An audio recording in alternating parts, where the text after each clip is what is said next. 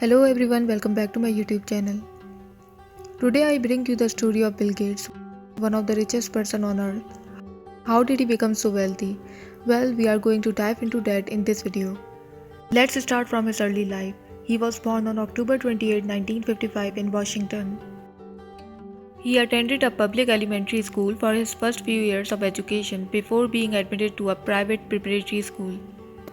Only people with wealthy background could afford to send their children to this pricey school. Bill Gates had three close friends at this school, Rick Valent, Ken Evans, and Paul Allen. Given that Paul Allen was older than Bill Gates, so he was in higher class. They all shared a love for computers, so they made the decision to start the Lakeside Programmers Group to put their tenacity and enthusiasm for technology to good use. When Bill was in 8th grade and almost 12 years old, he and his friend Paul Allen stumbled onto the Teletype Model 33ASR at the Computer Center Corporation. Their interest in computer and programming was kindled by this occasion. They chose to hire a computer in 1968 in order to understand more about them. The Computer Center Corporation was the sole small business at that time that rented out computers, but the price was so high, nearly $40. They were all wealthy enough to attend, as I had already indicated, but this time they didn't ask their fathers for financial assistance. While utilizing the computer, students started to identify problems in the system and come up with ideas of cost-cutting measures. They worked hard and eventually discovered bugs to reduce their cost, but they were eventually discovered. They were expelled from the company, but the corporation employed them the summer after to look for flaws on their computer in exchange for free use of it. Bill picked a number of programming languages there, including Fortran and Lisp.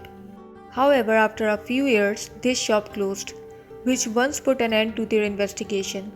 Bill Gates and Ken Evans were given the opportunity to design a program for their school in 1971 after their talent were recognized by their institution. Unfortunately, this was also the period that his friend Ken Evans suffered a tragic accident while on vacation. He fell off a mountain and perished instantly. Losing his childhood friend was terrible news for Bill Gates. At that time, they both were working on the project Trafo Data in 1972, a program regarding traffic operations. Later, he sold it to the traffic division. Bill passed the SAT in 1973 with a score 1590 out of 1600, which qualified him for admission to Harvard University. Paul once came across a magazine while out on a stroll with the heading Altair 8800. This publication unveiled a basic personal computer.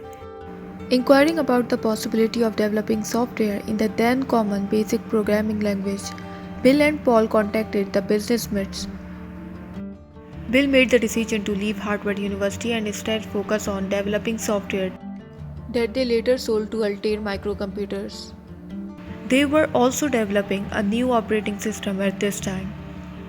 When Microsoft agreed to work with IBM to develop an operating system for personal computers, that partnership marked a significant turning point for the company.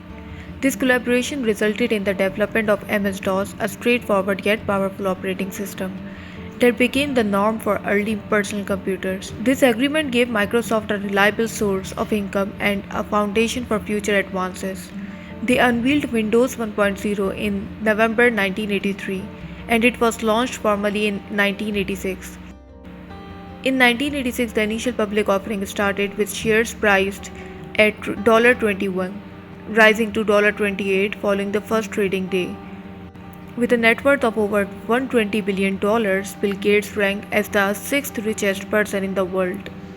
The rise of Bill Gates from a youthful computer hobbyist to the richest man in the world is evidence of his persistent dedication to invention and business. His prediction about the potential of computers changed entire sector and opened up previously unimaginable possibilities. His legacy also includes the transformative contribution he has made through his commitments to addressing global issues.